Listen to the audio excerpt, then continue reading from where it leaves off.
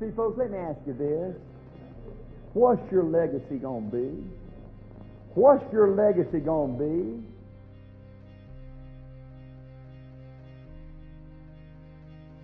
Number one, I wanted to be my own boss. I wanted to be my own boss. I talked to my grandbabies. I got some down here. I got my 2 great-grandbabies down here, 2 out of my 5 great-grandbabies. And I think that's what everybody wants, is to be their own boss.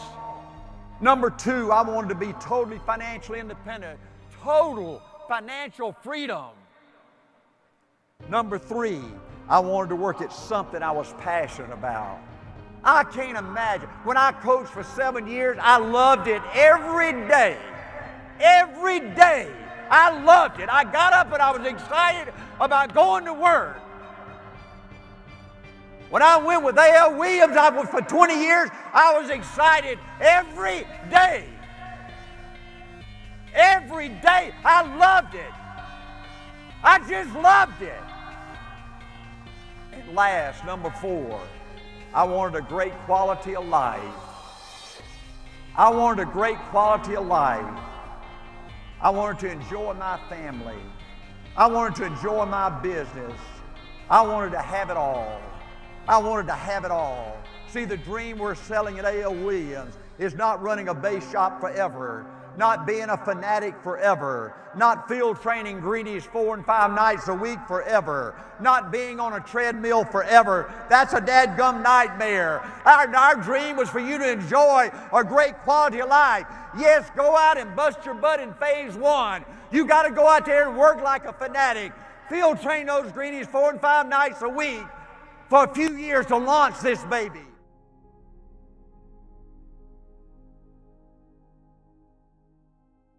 To build a team, you've got to be a winner. It comes down to, folks, you got to be a winner. You got to lead by example. You got to prove that this thing is for real. People are not going to follow you if you're a dadgum pansy, if you're a dadgum loser. See, I don't believe in this crap that a lot of companies believe in, fake it until you make it. See, you don't need a big house, a big office, a big car, fancy $1,000 suits, Rolex watches. You don't need all that crap. Not if your opportunities for real, and A.L. Williams' opportunities for real.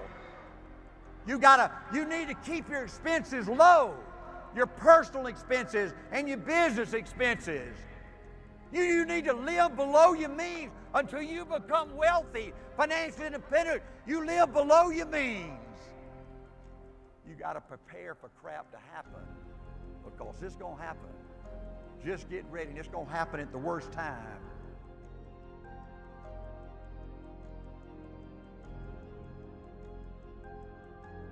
You know what your people need to see from you?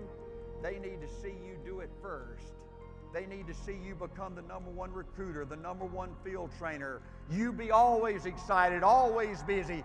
You show them how much money you've saved. You show them how much stock you own. You show them your goal of financial independence. I can't tell you the hundreds of part-time people I recruited, showed them my mutual fund savings account of $42,000. I can't tell you the hundreds and thousands of other people I recruited, showed them my plan of financial independence. You got to be a winner. Now, after all that, what's the secret? What's the secret? When A.L. Williams was born in 1977, our goals were impossible. To change the largest industry in the world, those 85 termites here in Atlanta, Georgia, is going to go out and attack the largest industry in the world and change the largest industry in the world. That's impossible. But we did it. We did it. In 1977, in 1977, 90% of all life insurance sold was trash value. In 1990, 90% of all life insurance sold was term, and A.L. Williams did that. A.L. Williams did that. You did that. In 1977, A.L. Williams was just a peanut, 85 people, one city, one state, with less than 12 years. We grew to 225,000 in every city, every state. That's impossible. That can't happen. That's impossible. But we did it. Hale Williams became the first $300 billion company in less than 12 years, and this industry was a 100-plus-year-old industry. That's impossible, but we did it. 2,000 companies in our industry. In the top 100 companies, 34 of those companies were A.L. Williams teams. We produced giants. That's impossible, but we did it. We produced more $100,000 earners, more millionaires, more financially independent families than anybody in our era. That's impossible, but we did it. What was the secret? Corporate America believed, this is it, folks. Corporate America believed that the special people were the smart people, were the fancy people, were the fancy degrees from the prestigious universities. A.O. Williams believed it's what's inside that's important. It's your heart. It's your heart. It's your will to win. It's your desire. It's your determination to be somebody. So the secret to A.O. Williams' success was not our concept. It was not our products. It was not our system. The secret was our people.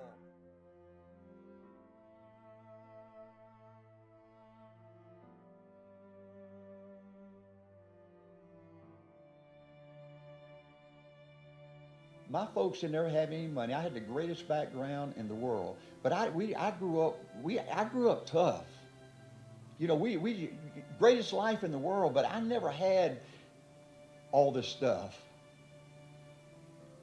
And I didn't expect, when I came in here, honest to God, folks, I didn't think I could ever make big money. I didn't think a football coach from Cairo, Georgia, with a PE degree from Mississippi State could make big money. I never thought I could make big money. I never expected to make big money.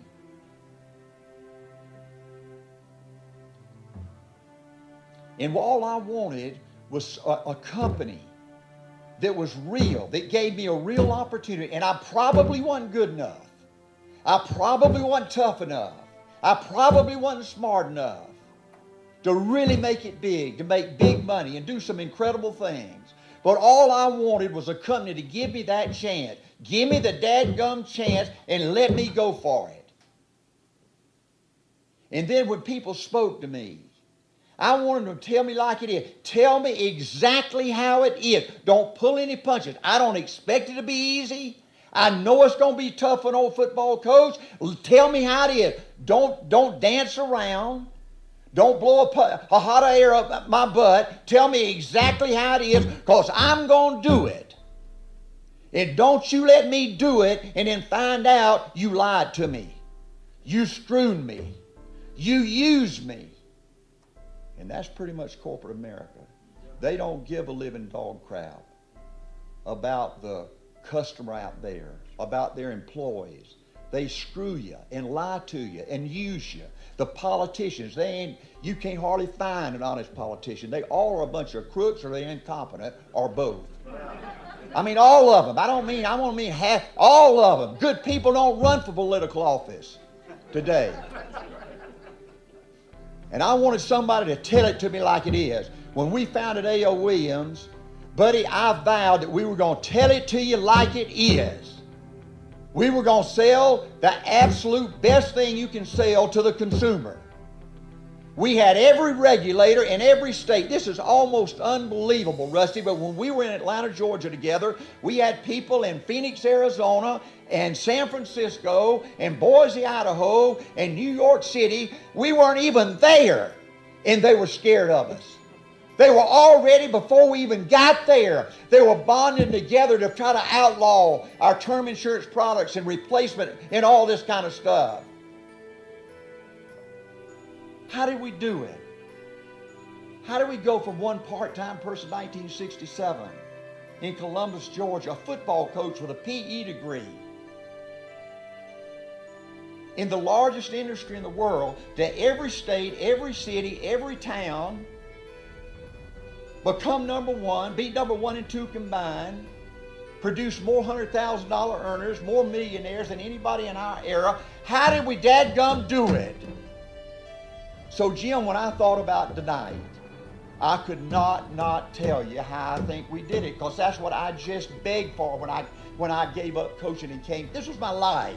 And for me to give up coaching, all I ever wanted to do and come in this business full time, I wanted somebody to tell it to me like it was. Tell me the tough things, tell me the good things, lay it all out there, because I'm going to do it. I'm going to do exactly what you tell me it takes.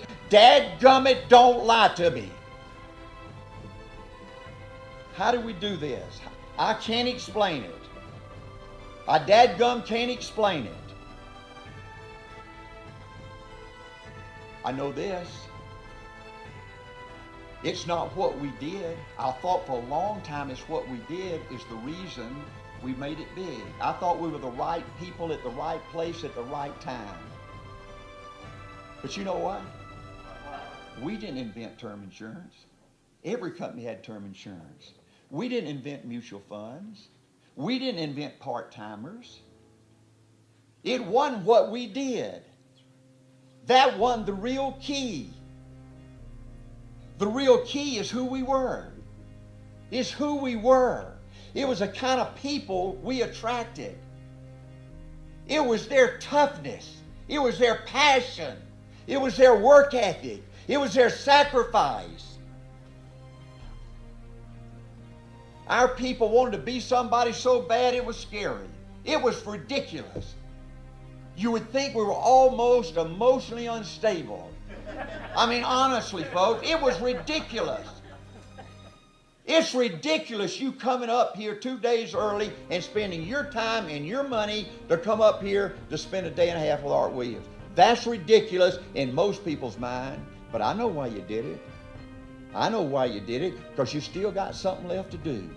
You still got something left to do.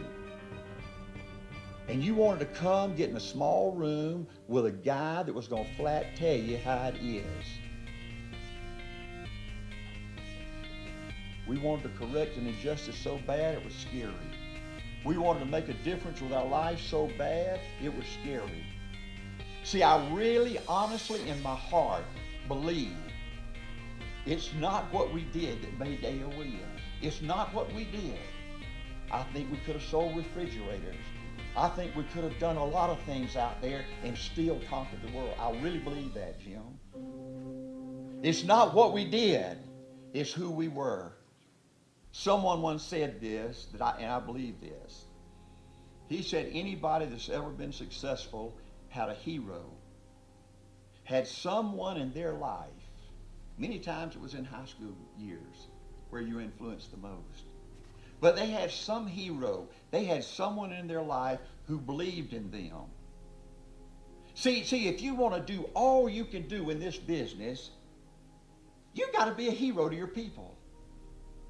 You've got to be a hero to your people. That's what Rusty Crossan was. He was a real hero to those people that knew it. And then you got to make your people feel special.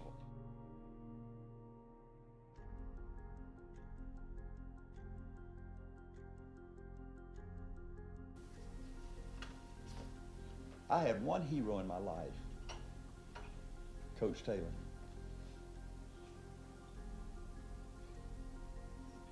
I started working with him in the 5th grade. I worked with him and played for him through college, 12 years. We had, right before he passed away, we had a Coach Taylor Day in that little town I grew up in, Cairo, Georgia. They named the track after him. We had a day of festivities. He had players. He was in that little town for 20 years. And we had players from all over the country that came back to hear their coach, to see their coach, because they knew he didn't have long to go. And after we celebrated that night, he got up to speak. And he handed out this little business card. And this was his coaching philosophy. I spent thousands, not hundreds, but I spent thousands of hours with Coach Taylor, my hero. I don't know why he picked me out, Mary. I don't know why he picked me out. But for some unbelievable reason, he picked me out. And he made me, in every way you want to measure a person, I'm average and ordinary. I was just an average athlete. I was average or below average in school. Every way you can measure somebody, I'm just pretty average.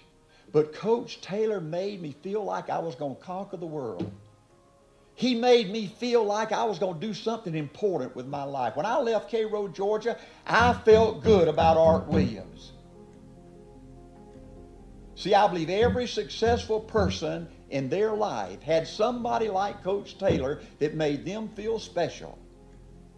And if you want to build something unbelievable like we did at A.O. Williams, and your people don't have that Coach Taylor, you need to be that Coach Taylor. You need to be that hero. You need to let that person know you care about them. You got to let that person know you believe in them. I don't care how bad they've been hurt. I don't care how they've had people put them down, make them feel like crap and all that kind of stuff.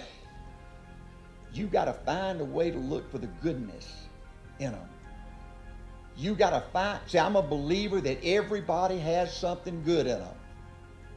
And you win by finding that something good in them and then encouraging them. Help them believe in themselves one more time. They almost quit dreaming. They almost gave up. But all of a sudden they find you. You're their hero. And all of a sudden you give them hope. A.O. Williams was so much bigger than making money and selling insurance and selling investments. It gave me hope. That dream I had in high school, it was going downhill a little bit. But all of a sudden, this business gave me hope again.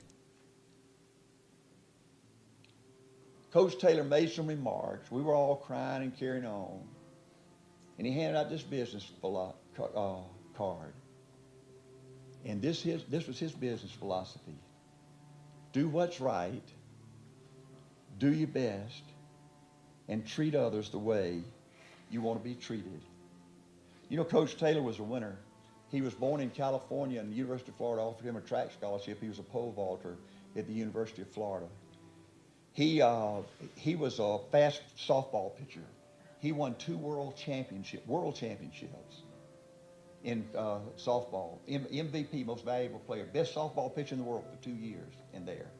He coached track for 18 years at my high school in Cairo. He won 18 state championships. Not 1, not 2, not 6, but 18. Coach Taylor was so good and so talented and so tough. It was just unbelievable. And this was his philosophy. From the 5th grade on, folks, this is all I've lived. This was my philosophy. This was my core philosophy. This is the way I lived my life. This is the way I played for him in high school. This is the way I played in college. This is the way I coached. This is the way I built A.O. Williams. Do what's right. Do your best. And treat others the way you want to be treated. See, a major point. Most companies out there say, screw the consumer, screw the employees, make as much money and profits as you can, keep that stock price high. Not Coach Taylor.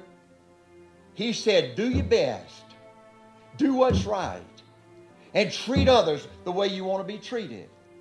One of the reasons A.O. Williams did it is we were built on doing what's right. We had a core principle of goodness. Did we screw you up? You betcha. Did we make a lot of mistakes? You betcha. But, buddy, our heart was in the right dadgum place. Do what's right. Prudential had a playbook, it's 137 pages. We had a playbook that was 1 page. I never sold anything but term insurance. I never sold a young single guy or gal that didn't need life insurance. 90+% of all of our RVP promotions in A.O. Williams were early. Not too early, just a little early. Because you never want to hold somebody back, and that guy found out you held him back. And then he says you're low-life, scum-sucking dog. Ain't that right? In this business, relationships are everything. You got to believe in your people and they got to believe in you. You got to trust your people and they got to trust you.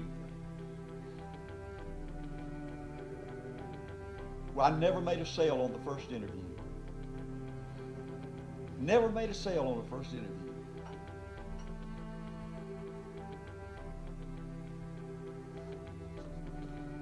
All the great leaders have the ability to simplify the complicated. Isn't that an unbelievable philosophy Coach Taylor gave me to live by?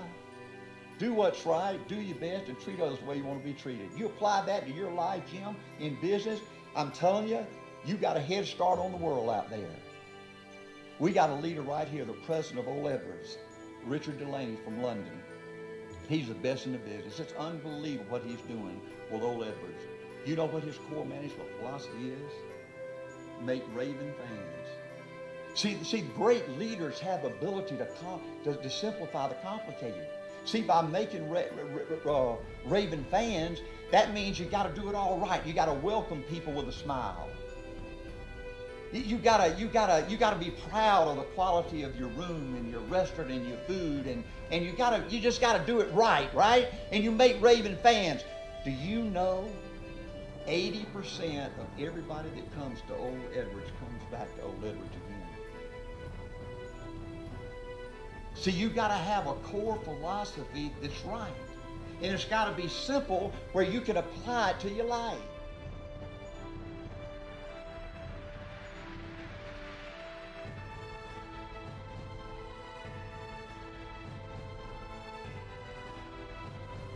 Why did we risk everything? Because we wanted no limits. See, unless you're somebody like you don't understand that. That don't mean a lot to people. They don't understand this no limit kind of thing, right?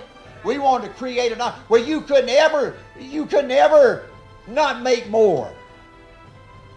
We had no protected territory. You go anywhere you want to. Build it as big as you want to. To build your financial independence, where nobody could put their thumb on you and squeeze you. You know how important that is to this football coach from Cairo, Georgia? See, most people don't understand that. But if you ain't ever had financial independence and you think you got a shot, you think you got a way figured out to do it, this is your to put you and your family, maybe even for generations, to put you in a position where nobody can put their thumb on you, to where you can tell everybody to get screwed. Do you know how important that is to somebody like me? Well, why would we risk everything? Why would Rusty Crossan risk everything? Financial security, permanent job. Why would he risk everything? Because we wanted to have the right to fail if we weren't good enough. We couldn't live with ourselves if we didn't take a chance. We felt like this was our moment. You know Winston Churchill, my favorite all-time quote? He said, in everybody's life there comes a moment. This is your moment. And if you're good enough, if you're tough enough, if you're smart enough, and you recognize that moment, and you take advantage of it, that's your finest hour. We wanted, me and Rusty Crossan, and Jim and Bob and all these other wonderful players, we wanted to see if we were good enough. We felt like this was our moment. Now that don't mean a lot to most people out there that are not willing to lay it on the line and risk everything, right? But it meant a lot to us. We wanted to have a chance to fail if we weren't good enough. We wanted the freedom to go for it and see if we were good enough. That's why we risked it all. The real key that made A.L. Williams dominant and changed the largest industry in the world is A.L. Williams turned the business of insurance investment into a football game. All of a sudden, we found a way to make business fun.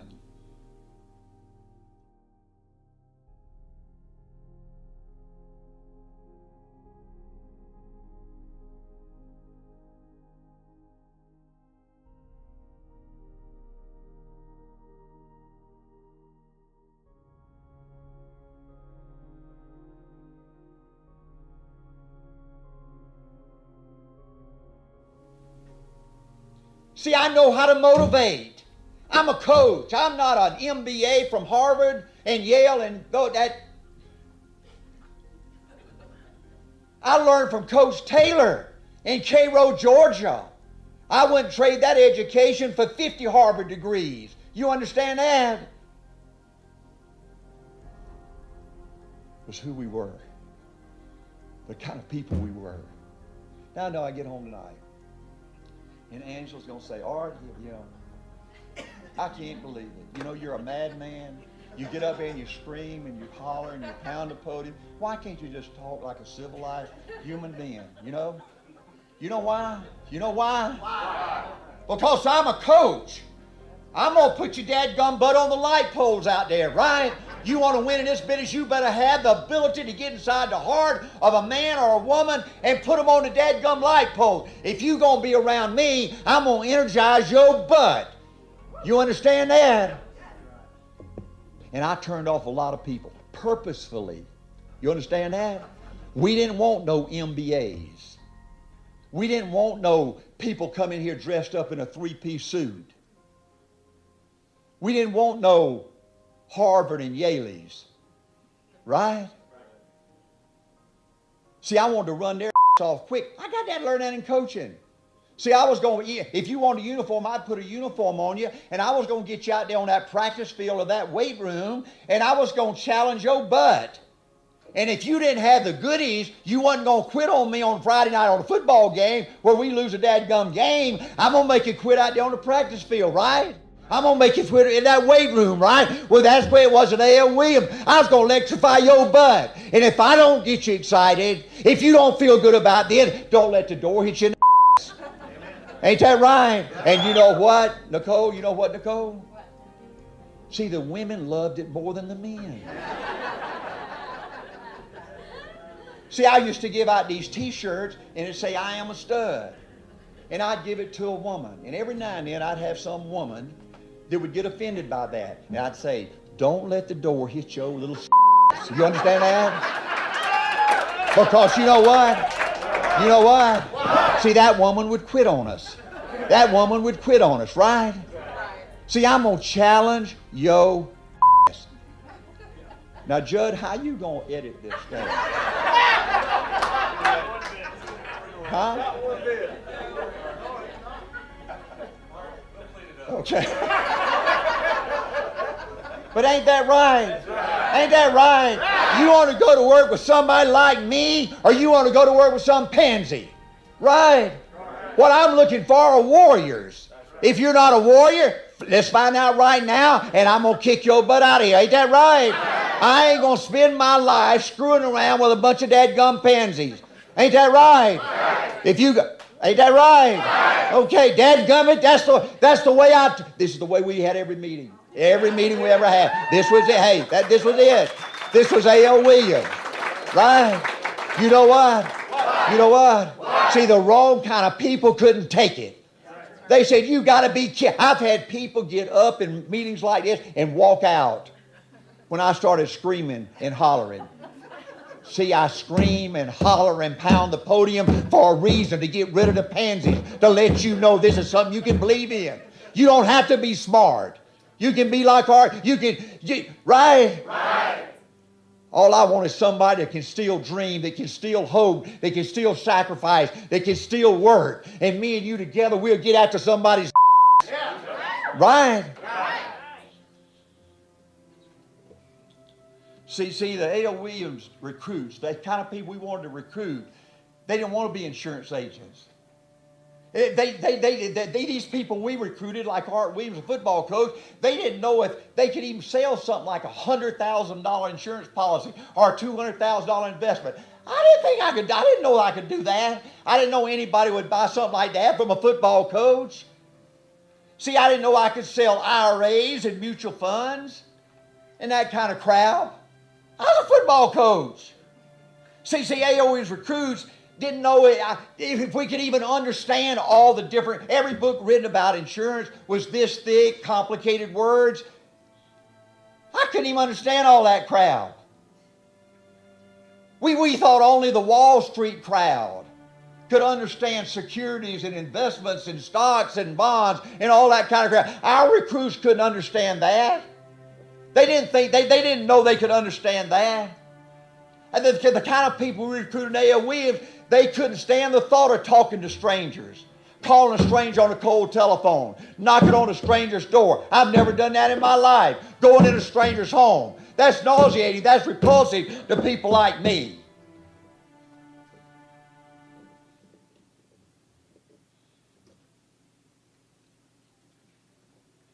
But you know what? What? Almost everybody, almost every man and every woman in these United States is played on a team. They grew up playing on some kind of team. And they didn't understand insurance. They didn't understand investments. They didn't understand if they could sell. They didn't understand all that kind of crap. But when Art Williams stood up there and said, we're going to put a uniform on you, and you just go out there and hit anybody in the wrong color jerseys, instantly they got that. They said, if this thing is right, you give me something's right. And then you got an enemy out there that's screwing somebody. I can understand that. And you tell me to go punch their lights out? I like that. I don't want to be an insurance agent. I don't want to go in some stranger's home, but if you're telling me a Prudential agent's walking down the street and go knock his off, I can understand that, right? The A.L. Williams people could understand that. Hey, see, the A.L. Williams people could remember what it was like out there on Friday night at 8 o'clock at kickoff. All week you're getting ready. You're getting ready. You can hardly sleep. You're just getting all pumped up. And then it comes Friday. 5:30, you get to the locker room. The coaches start taping you up, putting your uniform on. It's 7 o'clock. You run out on the field. The band's playing. Your little girlfriend's up there in the stands. Man, you're about to explode out of your dadgum uniform, right? Man, you look down the field at those enemies in the wrong colored jerseys, right? And you just hate them. You want to get after their ain't that right? Right. You go back in the locker room and the coach says, let's go get them. And you charge out. You know what? What? See, the A.L. Williams people that we wanted, they wanted to see if they could roll the clock back 30 or 40 years. They wanted to see if they still had it. If they could still put a uniform on. If they could still suck it up. If they could still get after somebody. Now you know what? What? See all these prima donnas, these fancy degrees, these fancy talking people. They can't stand. They don't understand that. They don't understand that one bit. That don't even register with those people. They say, "What is that guy talking about?" That's just see. Don't let the door hit you. Ain't that right? But you know what? You know what? The people you could build a business with, they understand it. They get it. They get it. They want to join something like that. They want to hit somebody. They want to correct an injustice. That's the way we did it. That's the way we did it. See, almost everybody out there is bored with their job. They hate their boss. They hate their income. Almost everybody that we recruited, they didn't know about insurance and investment, but you know what they knew? When Prudential sold them a $15,000 whole life policy for $20 a month, and A.L. Williams came in there and replaced that with $150,000 for the same $20 a month, every A.L. Williams recruit knew what it was like to get screwed. See, the A.L. Williams recruits, they knew when 90% of all the life insurance agents owned $150,000 of term that they paid $20 a month for, but they sold me $150,000 of cash value for $200 a month. See, they knew when we pointed out to them how they had been screwed. And see, the people that we built A.L. Williams with, all 250,000 of them, they knew they'd been screwed. Or they knew somebody in their family probably, or a friend that had been screwed. See, they screwed my mama. Well, see, people like me that come from Cairo, Georgia, you don't mess with my mama. See, it was personal to me. I went out to them. I didn't even know. Hey, 3 months it took me to get my insurance license and securities license. Nobody ever told me at ITT how much money you made on a sale. Nobody. I was so passionate about this business, it was ridiculous. I went out and made my first sale to my assistant coach, Robert Kelly, and I replaced their $10,000 trash day deposit with a $100,000 turn and their $50 going into a teacher's credit union with $50 into a mutual fund. And I left that house. I was so pumped up. They were hugging me and kissing me and telling me how wonderful we were. I'd changed their life. I'd changed their dadgum life. If somebody done that to my daddy, my mama would have had it easier. And they were hugging me and kissing me, and my manager went with me on the first and only time, and he said, all right, let's go get a cup of coffee, and let's review everything. We reviewed all that and all that kind of stuff. After 4 months, he said, all right, let's figure out how much money you made. He said, you just made $324. Folks, that's the biggest paycheck I've ever made. I've had paychecks in the millions. Nothing ever equaled that $324. I used to run up and down that basketball court for 12 hours, for 3 hours and make $12. That's the kind of jobs I was used to. Selling Christmas trees 2 weeks before Christmas, freezing your butt off. We'd divide the money up, working 2 weeks, and we'd make $50, but that was enough to pay for Santa Claus, right? And you tell me I go in this house and take these people who had a bunch of dog crap and take the same money, not asking them to spend more money, take the same money they were spending and give them 8 to 10 times more value, change their whole life, and you're going to pay me $324? You've got to be kidding me. The next 2.5 years, I saved $42,000. More than my daddy saved by a bunch in 30 years of working. A.L. Williams changed my whole life. Every person in A.L. Williams, all 250,000 of us, we had been screwed. And we knew we'd been screwed. And we knew who was doing the screwing. And we were going after them. That's how we endured. It was emotional. It was a heart thing. You know what? What company talks like that? Who you know talks like that? I'll tell you 250,000 people that talk like that.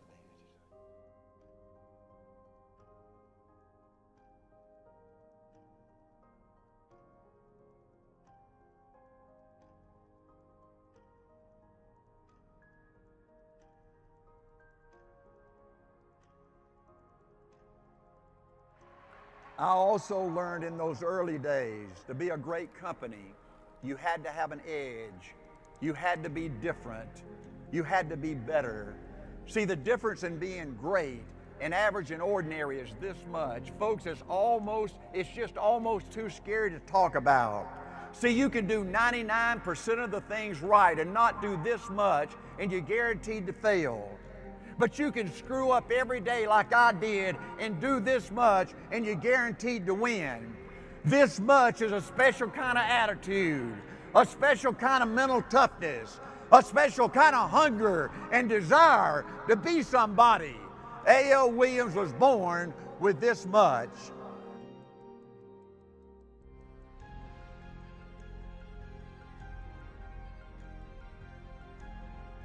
When I made the decision to give up coaching and go full-time, that was the toughest decision of my life. I didn't like the idea of talking to strangers. I didn't like the idea of being known as a life insurance agent. I didn't like the idea of living on commissions where you don't sell, you don't eat. The pressure of that scared me to death.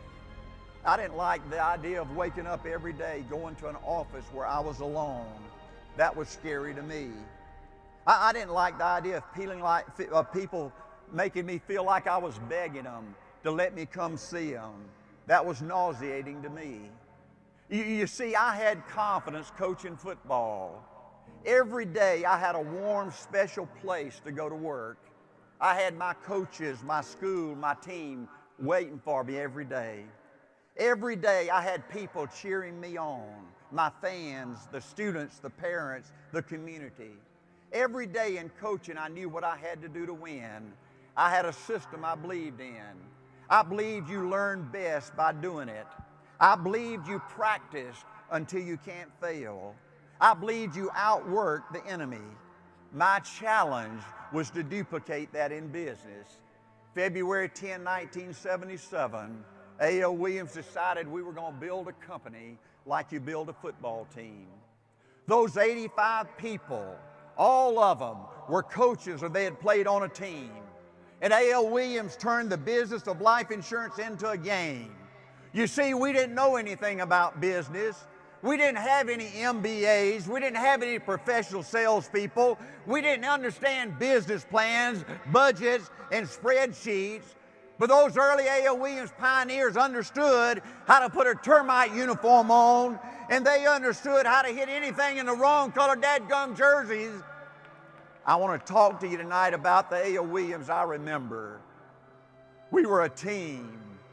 We were together. We cared about each other. We loved each other. We created a bubble around A.L. Williams that was so totally positive, where we would fight with you.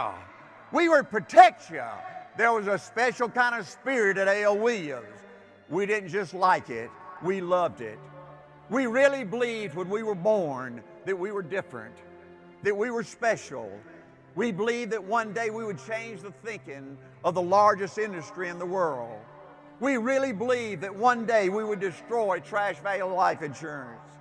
We believed that one day our leaders would be among the most successful people in American business. I think you saw that in spades a few minutes ago. We believed when we founded A.L. Williams that one day we would take our people to all the great places in the world. We believed to build a team, you had to be a competitor. To win big, you got to love to compete. You got to love the toughness. Coach Woody Hayes, the great coach at Ohio State, said,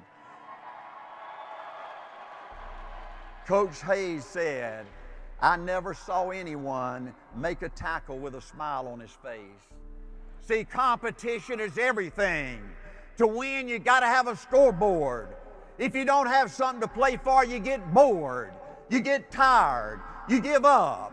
February 10, 1977, A.L. Williams was just a peanut. 85 people in one city, in one state.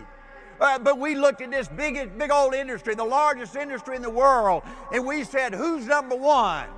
And we found out it was Prudential. We said, who's the most famous company out there? And it was Prudential. And we said, we're going after them. That's who we're going after.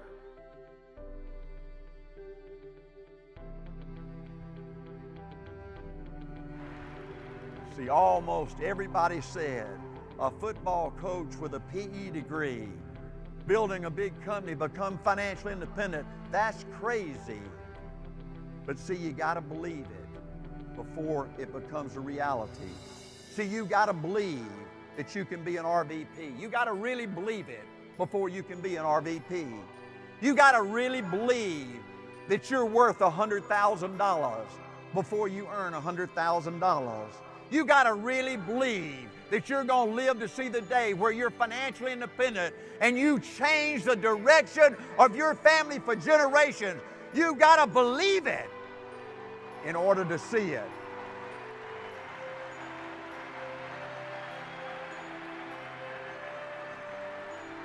When someone back in the 70s and 80s said A.L. Williams, man, that got your attention. A.L. Williams stood for something. When somebody said A.L. Williams, all those 250,000 agents out there, all those 2,000 companies, they immediately felt fear. They immediately felt intimidation. You see, they knew if they went out and screwed somebody with a cash value policy that we were out there. They didn't know where we were. They didn't know when we were going to show up. But they knew that someday, sometime, A.L. Williams was going to get there and it was going to be ugly. We wanted to destroy the competition. We wanted to destroy the competition. The harder they fought, the nastier they were, the better we liked it. We didn't like what we did, we loved it. We didn't like the fight, we loved it. We didn't like the controversy, we thrived on it. A.L. Williams believed when we open our doors that the key to building a successful business is building trusting relationships. You know what? Nobody has ever accomplished anything on their own. You know what, folks? If you've ever been successful at anything, somewhere in your life, somebody trusted you. Somebody believed in you.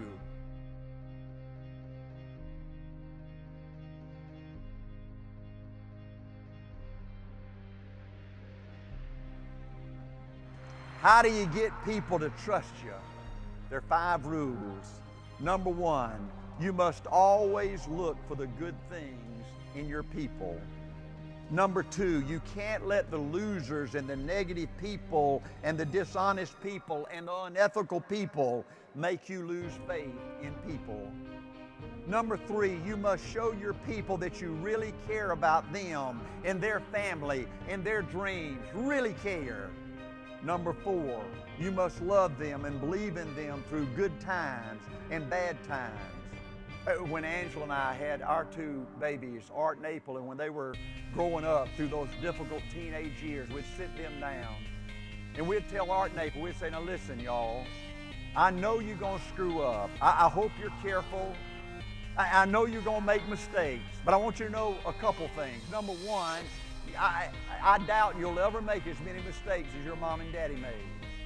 And number 2, I want you to know there ain't nothing you will ever do in your life. It is impossible. You can't make a mistake. I don't care what it is that would cause us to love you less than we do right now.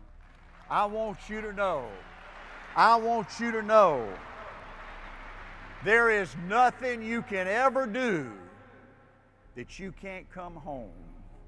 You can't come home and your mama and daddy is going to be there to love you and fight for you. Number 5, you must believe that you're working to make them successful. Your people must believe that you're working to make them successful. Never that they think they're working for you to make more money, to win you a contest, to earn you a promotion. See, let me give you the answer to whether you're building great trusting relationships with your people. Take your licensing percent. See, A.O. Williams had a goal of getting 100% of our new recruits licensed. We were never that good, but we averaged 50%. Now, when you average 50%, that means some people are going to do 80 and 90%. Some people are going to do 10 and 20%. We average 50%. Folks, look at your licensing percentages. If it's anything less than 50%, you've got to get better. Let me give you another thing that will help you and your people to build trusting relationships. Mike Tuttle was a giant in A.O. Williams. Mike Tuttle never lost a personal sale. Can you comprehend that? Mike Tuttle never had a chargeback on a personal sale. Can you believe that? And Mike Tuttle did a TV program on Primerica Television. Folks, you are double dumb not to get a copy of that TV program and give it to every new recruit you have. It'll change your business and it'll change your life. Another key to A.O. Williams is A.O. Williams was built by risk takers. People that were willing to burn all their bridges, lay it all on the line, bet everything they have, no backup plan, no safety net. They were going to do it or not do it at A.O. Williams. My good friend Bob Buson was making $150,000 or $200,000 a year at Waddell and Reed, and he gave up the security of that income to help found A.O. Williams when the odds were 99% that we were going to fail. Bill Arunda, sitting right down here. Bill Arunda. Think about this, folks. Think about this. Bill Arunda, Waddell and Reed came down and offered him my job, RVP over the 5 southeastern states, 650 people licensed in insurance and securities. They guaranteed him $100,000 minimum a year, all his expenses paid. And the coach was going around telling everybody in A.O. Williams for the first couple of years that the odds are about like this of us surviving. I don't mean changing an industry. I don't mean beating Prudential. The odds are about like this of us surviving. And Bill Lorinda gave up a guaranteed $100,000 a year income, all expenses, 650 licensed people in 5 states, and moved his family for A.O. Williams to Dallas, Texas, and started over with nothing. Why? Why? Why, folks? Why? Why would those original people do such a thing? Take such a chance? My favorite all-time quote is from Winston Churchill. He said, there comes a special moment in everybody's life where if you recognize it and take advantage of it, that's your finest hour. Those original people thought that this was our moment, that this was our time. Those original people wanted to do something big. They wanted to do something important. They wanted to leave a legacy that would change their family for generations. Let me ask you this, people. Where would people like us go? Let me ask you this. Where would people like you go? Yes, we knew it was impossible. Yes, we knew the odds were 99% against us making it. But A.L. Williams gave us a chance. A.L. Williams gave us a chance. And all we wanted was a chance to see if we were good enough. That's why we did it. That's why we did it. That's why we laid it all on the line. Those original A.L. Williams people were big dreamers and big thinkers and big doers.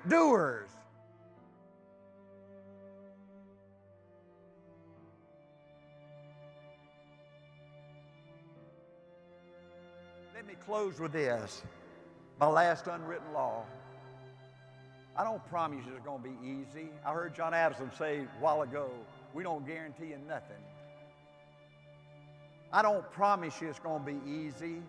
I just promise you it's going to be worth it. See, most people almost get there. Most people almost have it going. Most people, almost as a way of life to most people. But the winners, they do it. What do? They do whatever it takes to get the job done. They do it and do it and do it and do it until the job gets done. And then they talk about how great it is to be somebody. We need leaders at Primerica that can do it.